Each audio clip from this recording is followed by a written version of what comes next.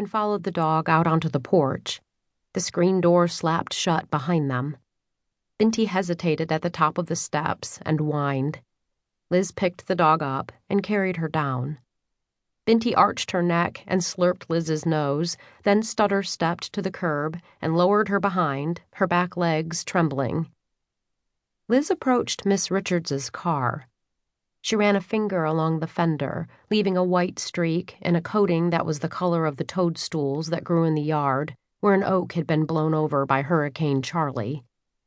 Lucky for Miss Richards, car inspections were considered government overreach in South Carolina, because that car would never have passed muster in New Jersey.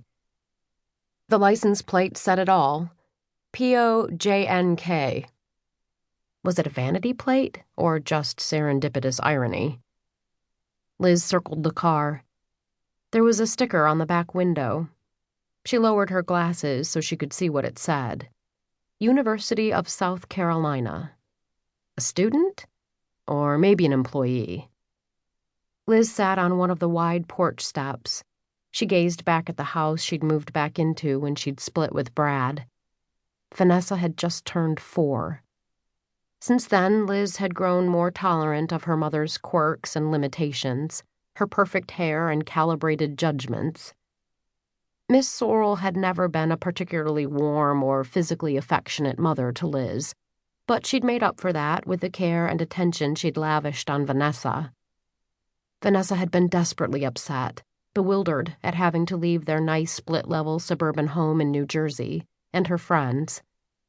Liz hadn't been able to see beyond her own anger at Brad.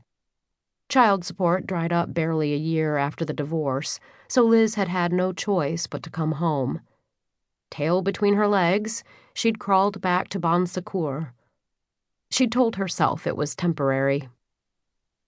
Miss Sorrel had thrown herself into taking care of Vanessa.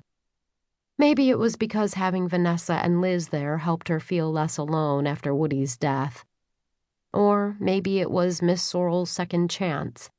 Vanessa had been the same age as Janey when she'd disappeared. With her fine, fair hair and pale complexion, Vanessa resembled Janey. Whatever the reason, Miss Sorrel went to every one of Vanessa's dance recitals, school plays, track meets, and softball games. Came with Liz to Augusta to cheer Vanessa on as she pitched her team to a Dixie League district championship. "She's no trouble at all," Miss Sorrel used to say of Vanessa, even when Vanessa was a surly, hormone-riddled teen. "It's as if God sent her to me." Of course, God had nothing to do with the reason Liz had had to move home. It was Brad, who couldn't keep his pants zipped. Liz still stung with humiliation, remembering the phone call that ended her marriage. She couldn't even recall why she'd called Brad at work that day. The receptionist had answered. Brad was on the phone. Did Liz want to wait? They'd gotten to chatting, as they often did. Brad's job had him frequently tied up on the phone. "You always sound so nice, Mrs. Stringer." Then there'd been a long pause. Later, Liz wondered if the woman had stopped to consider what she was about to do, the thing that put a hairpin turn in Vanessa's life. "I can connect you now?" she'd said with a little too much forced cheer, or so it seemed in retrospect. Click.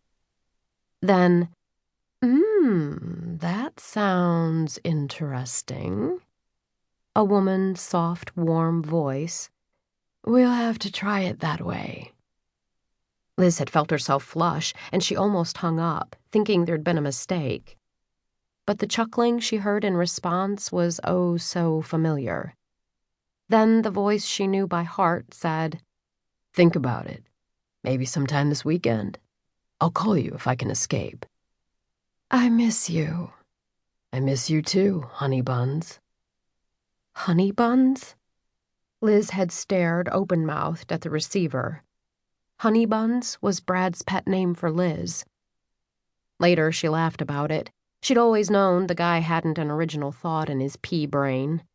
But at the time, she'd found herself on her knees, doubled over and silently sobbing, the receiver on the floor beside her.